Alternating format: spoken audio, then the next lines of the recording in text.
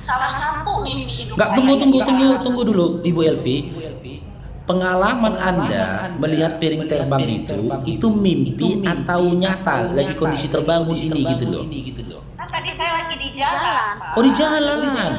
Ibu di jalan lagi bawa sepeda motor, lagi dibonceng naik sepeda motor. Bukan sepeda motor, lagi jalan kaki. Oh, jalan kaki. Oh ya, lanjut. Tadi Ibu nggak bilang lagi jalan kaki. Ibu lagi jalan kaki di jalan. Terus lanjut Ibu, lanjut. Nah, setelah itu saya mengalami banyak mimpi hidup berdasarkan peristiwa-peristiwa Alkitab. Tunggu dulu Bu, jangan ke mimpinya dulu. Pengalaman di jalan tadi dulu, ngelihat piring terbang itu dulu, baru nanti ke mimpi Bu, silakan. Ya, udah lihat piring terbang itu tadi saya udah bilang, piring terbang itu tiba-tiba naik ke atas, set, gitu ya kan? Dalam sehitungan 1 detik langsung naiknya cepet tapi nggak ada suara kayak gitu, naik ke atas. Oh, berarti piringnya dari bawah. Kan tadi saya udah lihat, kan tadi saya ngomongnya gini Pak, pada saat saya jalan, tiba-tiba saya ke atas, di depan saya udah ada piring terbang. Tapi saya nggak tahu itu datangnya dari mana. Tiba-tiba waktu saya lihat ke atas, sudah ada di depan saya piring terbang. Dia tepat kayak gitu, sekitar 1 menit kurang lebih lah ya. Nah, udah gitu tiba-tiba piring terbang itu naik ke atas, dalam hitungan 1 detik hilang, tapi naik ke atas. Iya. Nah, setelah peristiwa itu saya sering mimpi hidup tentang peristiwa-peristiwa Alkitab. Salah satunya contohnya adalah bahwa pada zaman Set, bumi ini semua adalah Asia Timur. Kayak gitu. Gen DNA Hawa lebih kepada turunan Tionghoa. Makanya pada zaman Yared, ya kan? Pada zaman Yared terjadi pengelompokan karena pada zaman Enos itu kan anaknya Set, terjadi pernikahan antara planet kayak gitu. Jadi ada triunan pangkat 2N, artinya tak terhitung planet-planet yang berisi manusia suci yang tidak jatuh dalam dosa. Satu-satunya yang jatuh dalam dosa adalah planet bumi. Seperti kayak gitu berdasarkan mimpi hidup saya. Nah, pada zaman Yared terjadi pengelompokan.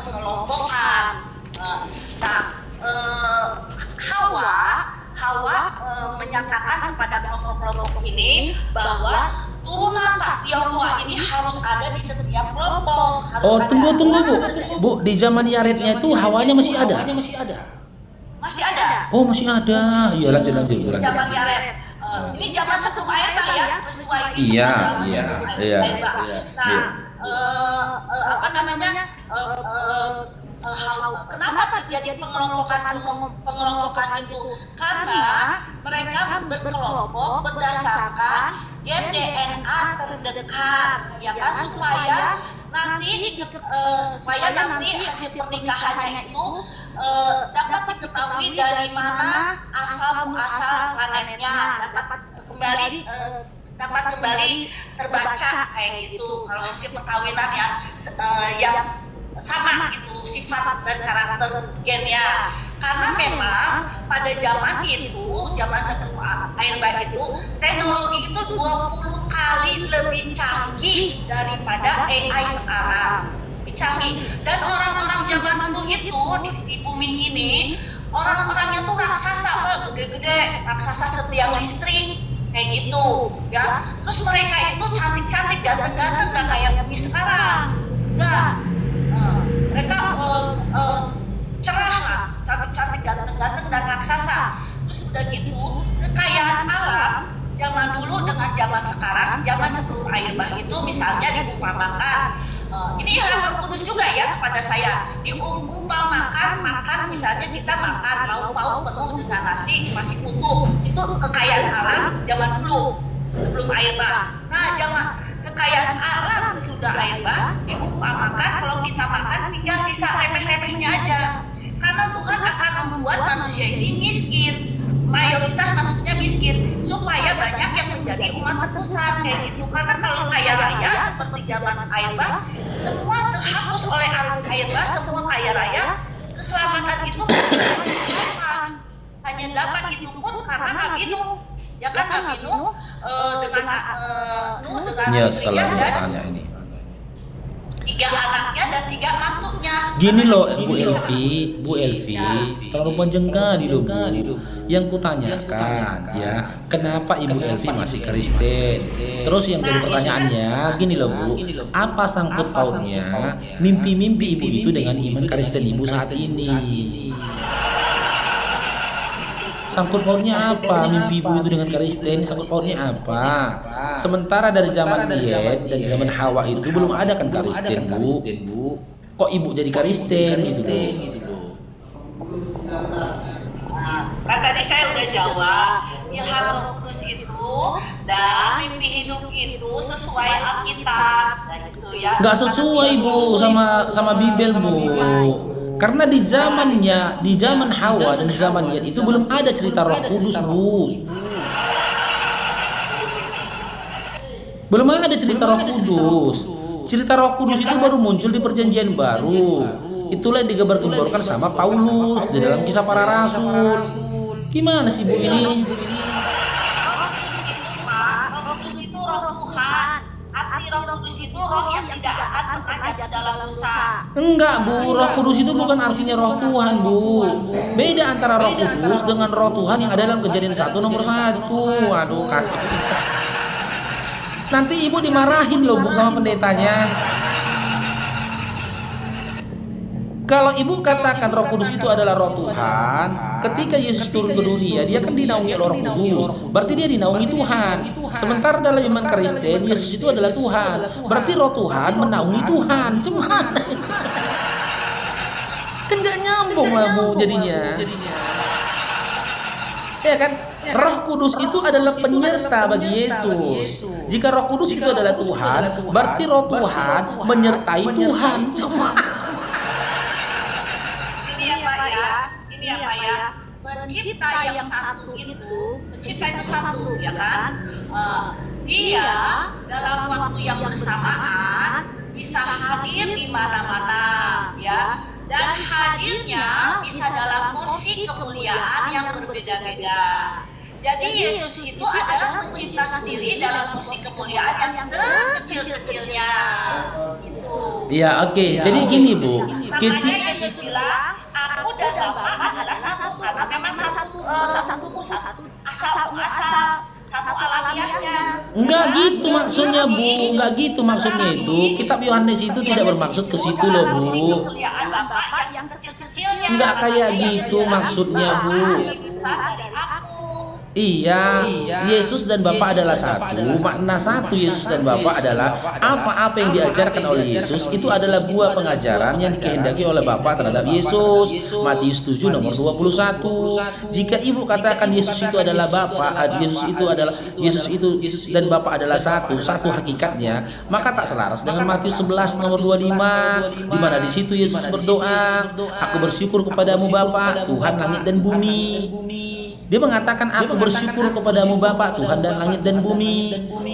Jika memang Bapa ada dalam diri Yesus, gak mungkin Yesus berkata begitu di depan murid-muridnya.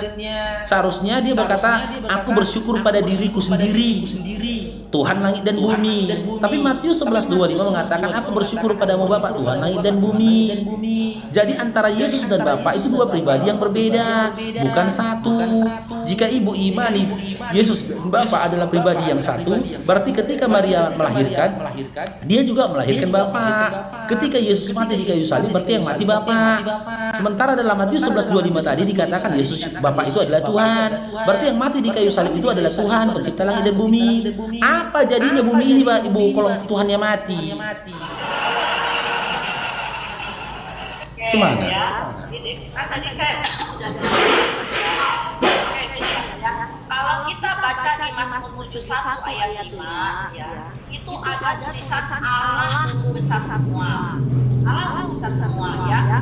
Itu adalah pencipta dalam Mahabharata awal. Ya, kayak gitu.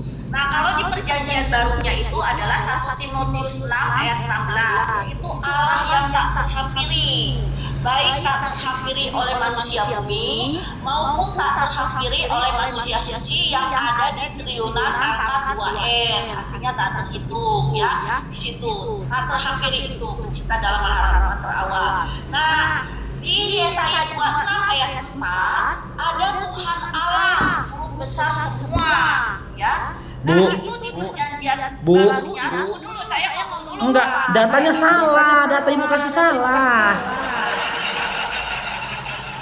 1 Timotius 6 ayat 16 tadi ya. 1 Timotius 6 ayat 16 ada Allah yang tak terhampiri. Enggak itu isinya loh, Bu. Oke, saya baca ya. Saya baca 1 Timotius ya. Ini saya buka Bu, biar buka datanya Bu. Enggak itu isinya loh, Bu. Aku enggak hafal Bibel, Bu, tapi kalau ada yang ngarang sama Bibel aku langsung tahu itu, tersadar aku tuh, Bu. Dialah satu-satunya yang tidak pernah bisa metong, yang hidup di dalam cahaya begitu cemerlang sehingga tiada seorang pun yang dapat menghampirinya. Enggak kayak gitu isinya, Bu. Enggak ada Allah huruf besar di sini, Bu. Allah huruf besar enggak ada. Tadi saya udah bilang, Pak, di Mazmur 71 ayat 5 Allah huruf besar semua. Nah, di Mazmur, Bu, di kitab Bu, di kitab barunya adalah 1 Timotius 6 ayat 16 yang isinya Oke, Allah bukan Allah, Bu. Dialah yang tidak terhampiri. Di sini tidak ada kata Allah yang ditambahin. Di dalam 1 Timotius 16 nomor 16 tidak ada kata Allah. Dialah satu-satunya yang tidak pernah bisa mati, yang hidup dalam cahaya yang begitu cemerlang sehingga tiada seorang pun yang dapat menghampirinya. Dia di sini siapa, Bu? Tunggu ya, 1 Timotius 6 ayat Nomor 16. Iya, di situ dikatakan dialah satu-satunya yang tidak pernah bisa mati. Dia di sini siapa, Bu? Kata dia di sini. Menunjuk kepada siapa dia? Dialah satu-satunya yang tidak takut kepada maut. Iya, siapa dia? Dia di sini siapa? Dia di sini siapa? Yaitu dia itu ya Allah yang di perjanjian baru namanya itu di Mazmur 71 ayat 5 yang Allah besar semua. Iya, dia ini siapa? Berarti Allah Ibu ada dua. Allah yang besar semua, Pak. Iya, berarti Allah di perjanjian lama sama Allah yang ada di perjanjian baru itu berbeda. Sama, oke. Sekarang saya tanya, dialah di sini siapa? Yang di dalam 1 Timotius 6:16 ini siapa? Dia di situ. Ya itu sama dengan Allah yang di Mazmur 71 ayat 5 yang besar semua. Oke, berarti bukan Yesus ya? Bukan. Oh, bukan. Oke, berarti apakah Allah di perjanjian lama dan Allah yang di perjanjian baru ini adalah Tuhan? Ya itu Allah pencipta dalam rahmat Allah. Iya, apakah pencipta ini bergelar Tuhan? Apakah dia Tuhan, kakakku? Kan saya bilang tadi Mazmur 71 ayat 5 Allah besar semua. Iya, Allah di perjanjian lama dan Allah di perjanjian baru itu adalah yang sama. Ya kan? Iya. Sama. Apakah Allah itu adalah Tuhan? Tidak. Tidak. Oh, Allah bukan Tuhan, teman-teman. Jadi yang Tuhan itu siapa? Ya, tunggu dulu saya selesaikan ya, Pak ya. Saya selesaikan boleh? Berarti yang melayang-layang gini kan, Bu. Berarti yang melayang-layang di dalam Kejadian 1 nomor 1 itu bukan roh Tuhan. Tunggu dulu, boleh nggak saya selesaikan dulu, Pak? Ya, intinya Ibu ingat ya, Allah itu dalam iman Ibu bukan Tuhan. Setuju ya? Oke, saya selesaikan dulu. Iya, ya, Pak, setuju ya. tidak? Allah, tadi Ibu katakan kan Allah di dalam iman Ibu itu bukan Tuhan. Setuju ya? Biar jangan berubah lagi nanti ya. Iya. Iya, bukan Tuhan. Oke, saya Oke, bukan Tuhan. Lanjut. Selesaikan dulu. Oke, saya selesaikan dulu ya. Terus Tuhan Allah Lah, yang biasa gimana nih? Kok jadi Tuhan? Tadi nggak Tuhan. Kok jadi berubah? Baru 1 detik loh, udah berubah. Bapak, kan saya tadi belum saya ngomong. Enggak, tadi kan kita udah sepakat. Ibu katakan Allah itu bukan Tuhan. Enggak nyampe 1 detik Ibu bilang Tuhan Allah. Gimana lagi? Saya belum selesai ngomong. Enggak, tadi udah sepakat kita Allah itu Tuhan atau bukan? Jawab dulu. Ya, oke. Saya jawab ya. Ya, Allah itu Tuhan atau bukan? Allah bukan Tuhan Bukan, yang T-nya doang yang huruf besar. Bukan dia. Oh, Yang di perjanjian lama ya. jadi Allah itu Tuhan yang Yang di perjanjian lamanya tunggu dulu.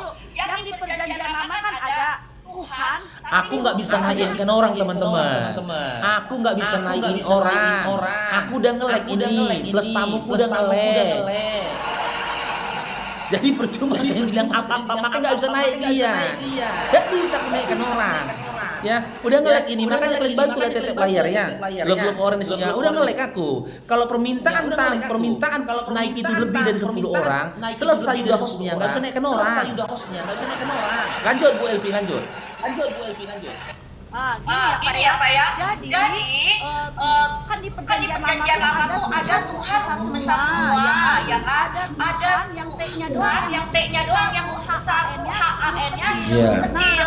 Nah, Allah yang besar semua, bukan Tuhan yang T-nya doang yang besar, bukan. Oke. Jadi dengerin dulu, saya sampai tamat, dengerin dulu ya. Terus ada Tuhan Allah besar semua, yaitu saya 26 ayat 4 ya. Nah itulah yang di perjanjian barunya adalah di perjanjian barunya itu Yohanes 5 ayat 37, yaitu Bapa yang tak terlihat dan Bapa yang tak terdengar. itu Matius 5, Bu, Matius 5. Kita baca Yohanes ya. Oh iya, Yohanes 5:37 ya, betul lanjut. Oke ya. Bapak tidak terlihat kan? Iya, itu Yohanes 5:37. Dan Bapa yang tak terlihat, Iya, para nabi, para rasul dan semua manusia bumi. Iya, terus. Tapi bisa terlihat dan bisa terdengar oleh semua manusia suci yang ada di triwulan pangkat 2M. Iya, pangkat 2M. Oke, sekarang giliranku Bu ya. Yesus belum lagi, wah.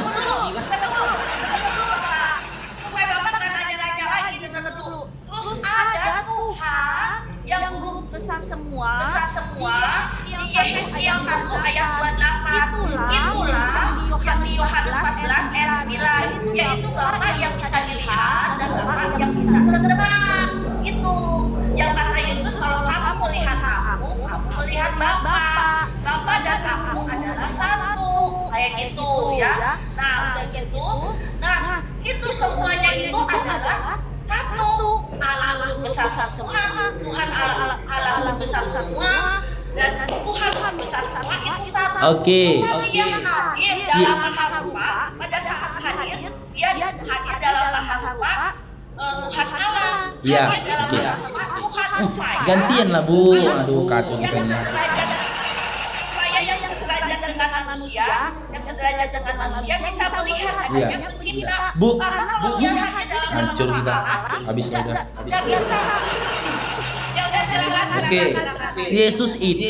Yesus itu T yang huruf besarnya Tuhan dengan huruf besar semua, atau Tuhan hanya huruf kecil, atau Tuhan yang hanya huruf T-nya besar. Jadi Yesus. Oke ya. Saya kan belum selesai ngomong tadi ya Pak ya. Oke, Ibu saya dari selesaikan tadi ya. belum selesai ngomong dalam makan. Saya akan jawab pertanyaan Bapak. Iya, jawab dulu ini. Yesus itu yang Tuhannya huruf besar semua, atau cuman T-nya yang hanya huruf besar? T-nya ada yang huruf besar menjadi T-nya saja yang huruf besar. Oke, Allah itu Tuhan huruf besar semua, atau T-nya saja huruf besar? Tunggu dulu. Nah, tunggu dulu ya. Kan ada A. Enggak, yang Allah loh Bu, yang Allah dulu. Yesus kan Tuhan yang T-nya saja huruf besar. Kalau Allah, Tuhan yang mana ini? Tuhan yang huruf besar semua, atau Tuhan yang huruf T saja yang besar? Kalau Allahnya, Bu Elvi, teman muslim yang kepencet, ditarik balik permintaan naiknya teman-teman, biar bisa aku naikkan orang ya. Oke, ya Pak ya. Iya. Tolong dengarkan dulu ya Pak ya. Jadi, pencipta dalam maharupa terawal. Aduh, kacau lagi gini. Dia maha mengurangi pangkat 7, mengurangi kemuliaan keilahiannya Bahkan yang sekecil-kecilnya itu adalah Allah yang di Kejadian 1 ayat 1 yang maha besar. Makanya di Alkitab dibilang ya bahwa aku adalah amin, saksi yang setia, permulaan ciptaan Allah. Jadi Tuhan Yesus itu permulaan ciptaan Allah. Yang T-nya besar permulaan ciptaan Allah. Yesus adalah permulaan ciptaan Allah, betul? Nah, dan Allah adalah Tuhan yang hurufnya besar semua, betul? Betul. Berarti Yesus ini adalah ciptaan Allah, betul? Yesus itu ciptaan Allah yang di Kejadian 1 ayat 1. Iya, Yesus adalah ciptaan Allah yang pertama, betul? Oke, karena karena Yesus adalah ciptaan Allah yang pertama, ya, maka yang menciptakan Yesus itu adalah Allah, betul? Allah, tapi yang huruf besar Allah yang besar semua. Iya, Allah yang hanya huruf besar. Iya, Allah yang hanya huruf besar itu adalah Tuhan kan, Bu? Betul? Jangan gini dulu, tunggu dulu lah, Bu. Allah yang huruf A-nya saja huruf besar adalah Tuhan, betul? Dia Allah yang huruf besar semua adalah. Enggak, ini yang huruf A-nya saja yang besar, yang huruf A-nya saja yang besar. Jangan kemana-mana dulu, kita ke A yang huruf besar dulu. Yang ibu katakan menciptakan Yesus, ciptaan pertamanya adalah Yesus. Ciptaan pertama Allah adalah Yesus. Dan Yesus yang menciptakan Yesus adalah Allah. Allah yang ibu maksud adalah Allah dengan A huruf besar, dengan A-nya saja yang huruf besar. Dan A yang huruf besarnya ini saja itu adalah Tuhan kan, Bu? Benar, Tuhan. Berarti Tuhanlah yang menciptakan Yesus yang pertama kali kan, Bu? Iya, berarti Yesus kan ciptaan Tuhan kan, Bu, yang pertama kan? Iya. Nah, berarti karena Yesus adalah ciptaan, yang menciptakan dia adalah Tuhan, maka yang layak untuk disembah Yesus yang ciptaan atau Tuhan yang pencipta? Oke, saya jawab ya. Iya, yang layak untuk disembah Yesus yang ciptaan atau Tuhan yang telah menciptakan Yesus yang layak disembah? Oke, saya jawab. Iya. Oke. Saya jawab, tapi Bapak mohon dengarkan dulu supaya mengerti. Iya. Dengarkan dulu. Allah dalam hikmat Allah. Kok Allah lagi, Bu? Pencipta dalam hikmat Allah.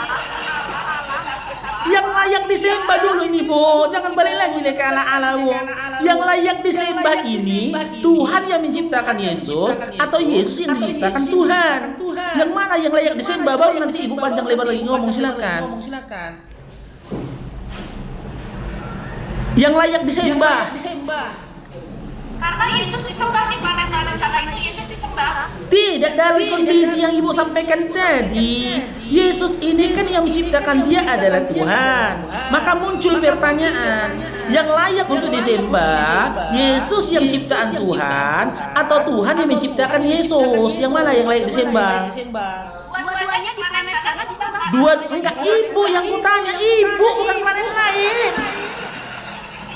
Ibu yang kutanya, bukan planet lain. Ibu yang kutanya. Kalau planet lain yang suci menyembah dua-duanya. Ibu yang kutanya, Bu, bukan planet lain. Aduh, nggak ada tenagaku, Bu, nggak ada uangku mau bikin planet lain, Bu, nggak ada uangku mau ke planet lain. Ibu yang kutanya, karena Yesus adalah ciptaan Tuhan, yang menciptakan Yesus adalah Tuhan, yang layak atas sembah ini siapa? Yesus yang menciptakan Tuhan atau Tuhan yang menciptakan Yesus? Buat Ibu, siapa yang Ibu sembah? Oh, berarti sesembahan Ibu dua. Sesembahan Ibu dua berarti.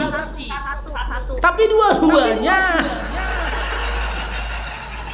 Kalau satu yang mana Ibu sembah? Tuhan yang menciptakan Yesus atau Yesus yang menciptakan Tuhan? Oke, Bapak saya jawab. Iya, jawab, Bu. Yang mana Ibu sembah? Enggak apa-apa, Ibu bilang dua-duanya pun enggak apa-apa. Aku enggak intervensi ya. Aku cuma tanya saja yang mana Ibu sembah. Ya, oke, saya jawab ya. Iya. Jadi Tuhan Yang mana Ibu sembah? Di antara Tuhan yang telah menciptakan Yesus dan Yesus yang telah diciptakan Tuhan, yang mana Ibu sembah ini? Yang Ibu sembah yang mana?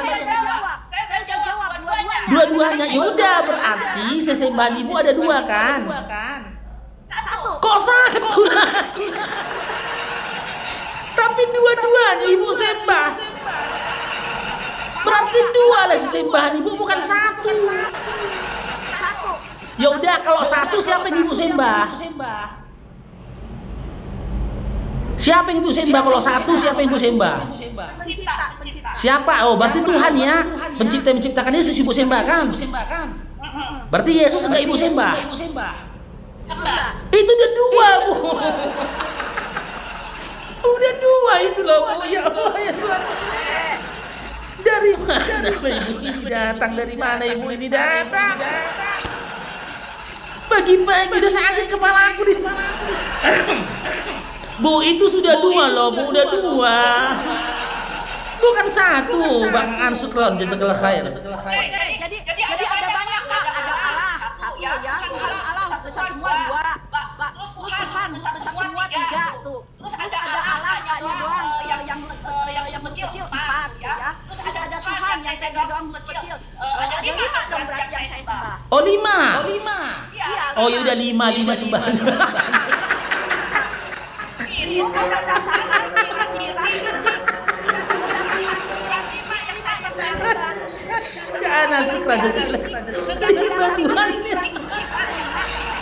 Berarti Bu, berdasarkan pikiran yang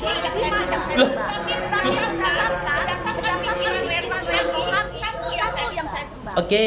Di kelima-lima ini yang mana Tuhan? Oke, saya jawab. Iya.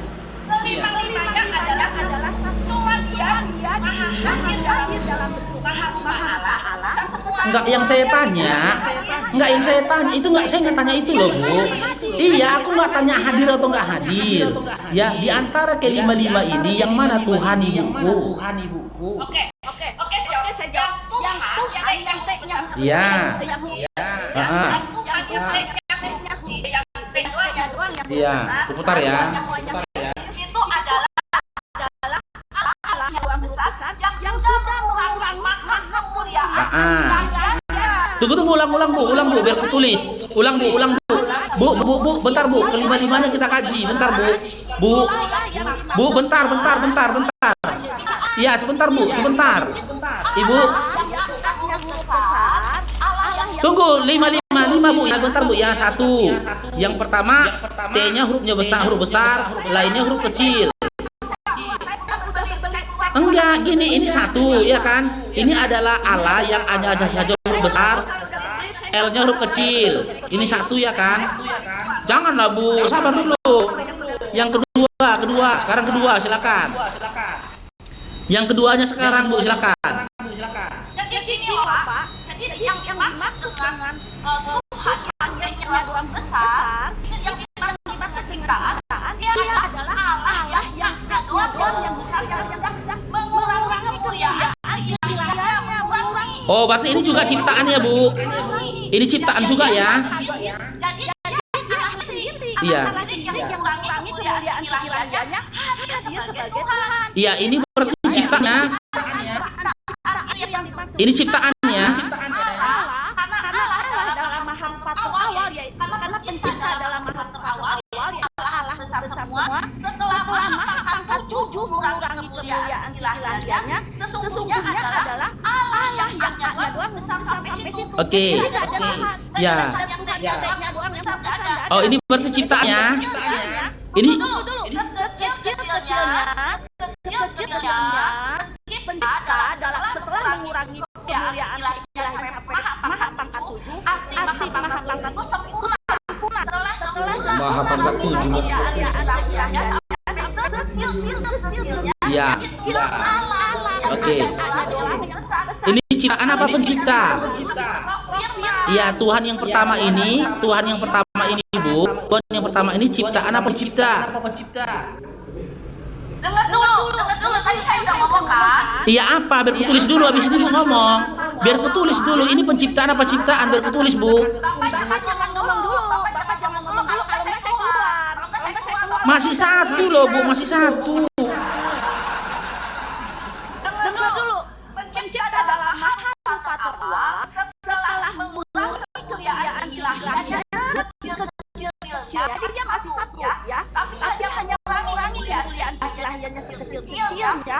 Yaitu dialah yang menciptakan semesta alam. Jadi pencipta dalam rupa awal itu setelah mengurangi kemuliaan ilahiannya sekecil-kecilnya berupa Allah yang hanya besar yang perjanjian disebut firman itu sampai situ sesungguhnya keilahian itu keilahian Maha Esa itu sampai situ bisa mengurangi kemuliaan ilahiannya dari pencipta Maha Rupa awal.